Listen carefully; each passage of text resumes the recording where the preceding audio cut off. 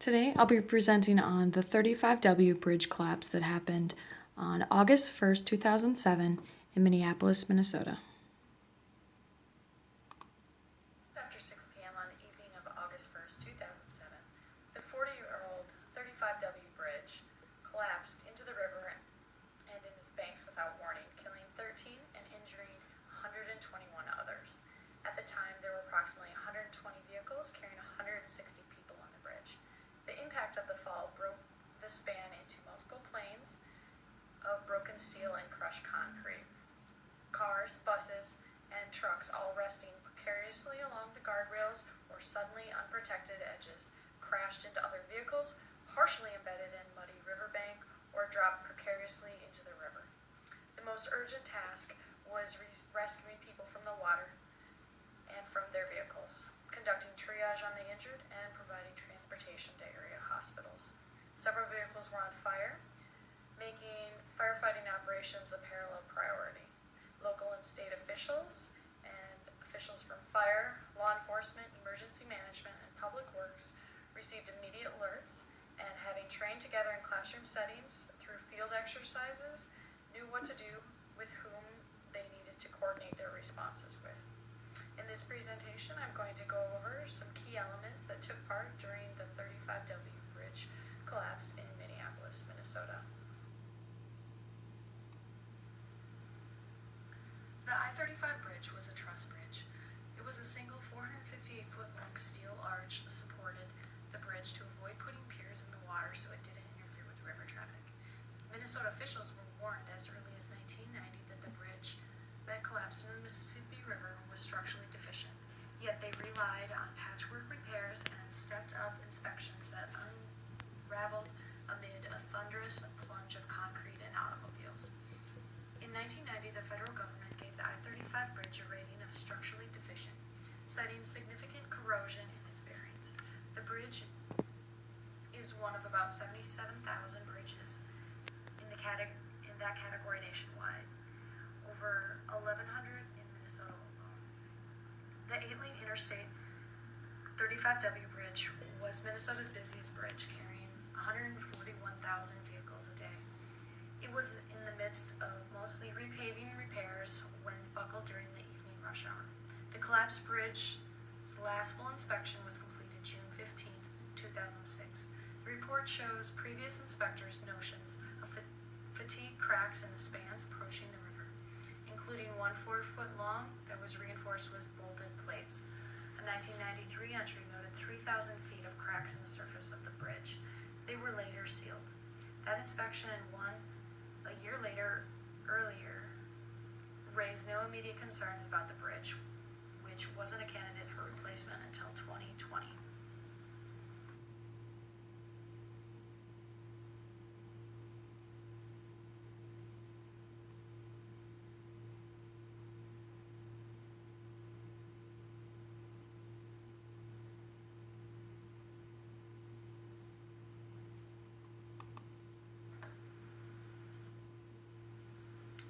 Unfortunately, there were fatalities in the bridge collapse. 13 passed away. There were 121 injured. At the time of the collapse, there were 170 vehicles on the bridge. No serious injuries to the children on the bus were reported.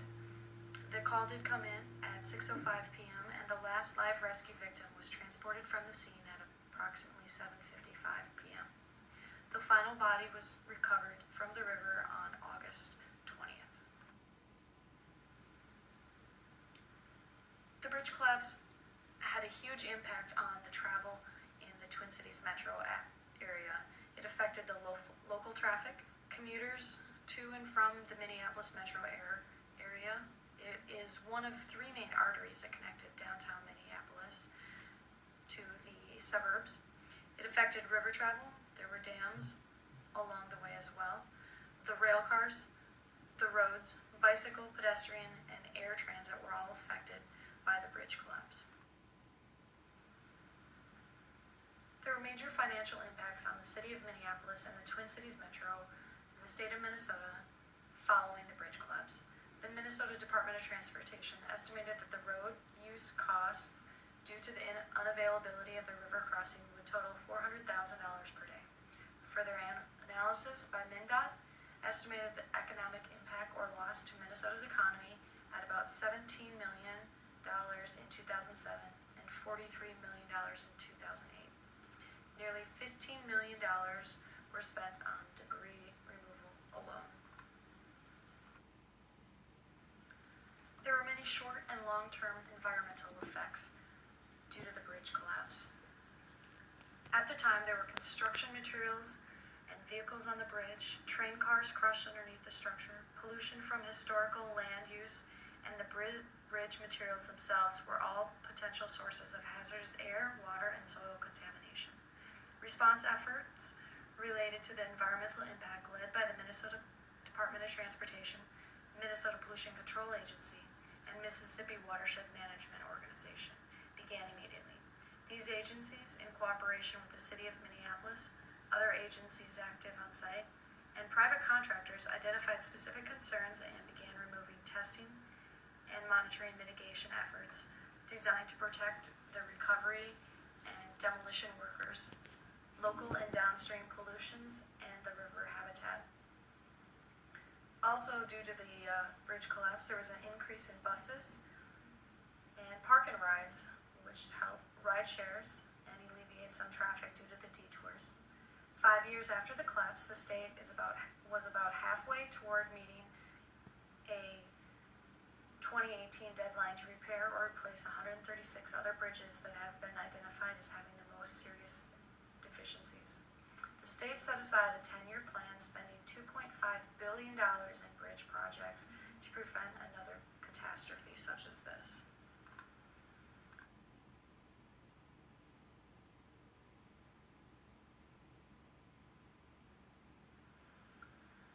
There were many active, relevant stakeholders with the bridge collapse. The bridge was owned by the federal government, operated and maintained by the state of Minnesota, and once it fell into the river, the Hennepin County Sheriff's Office Water Patrol had jurisdiction, and anything along the riverbanks was under the City of Minneapolis' jurisdiction. Many state and federal agencies also assisted, from the Army Corps, the U.S. Army Corps of Engineers, the U.S. Coast Guard, and the U.S. Navy divers. Excellent working relationships and interagency training had already been built in place and which helped the recovery operations run smoothly.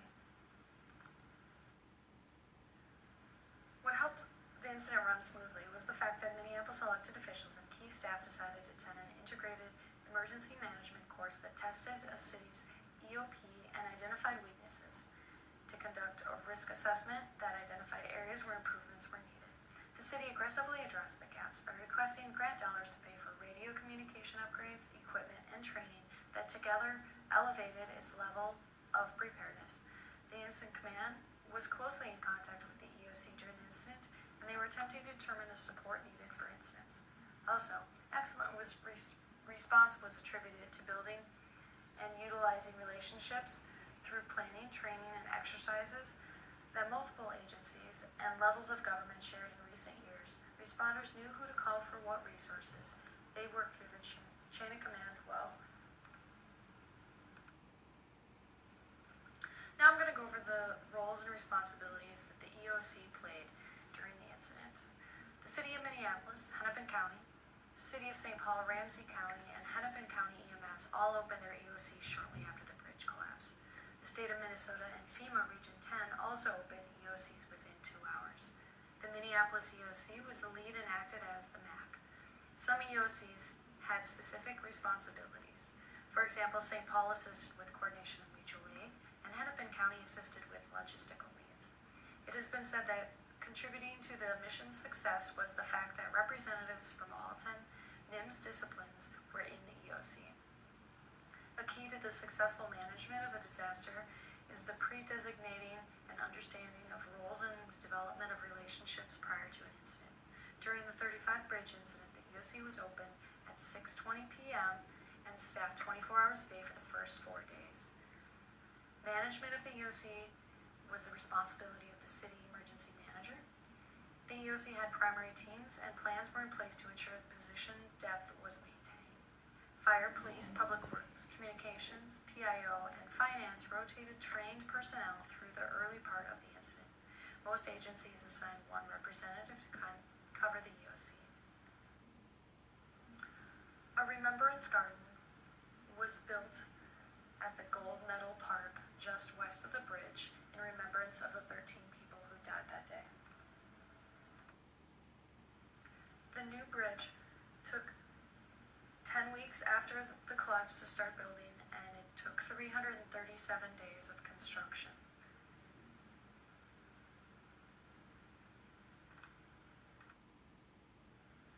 Thank you for your time, and I hope you learned more about the events that occurred and took place on August 1st, 2007, during the Minneapolis, Minnesota I-35W bridge collapse.